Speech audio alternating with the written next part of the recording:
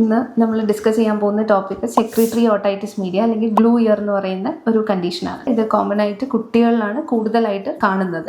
ഇതിന്റെ സിംറ്റംസ് കുട്ടികളിൽ hearing loss അല്ലെങ്കിൽ പേരൻസ് വിളിച്ചാൽ കേൾക്കുന്നില്ല അല്ലെങ്കിൽ ടിവിയുടെ വോളിയം കൂട്ടി വെക്കുന്നു, ഇതുപോലത്തെ കംപ്ലയിൻസ് ഒക്കെ ആയിട്ടാണ് യൂഷ്വലി പേഷ്യൻസ് വരുന്നത്.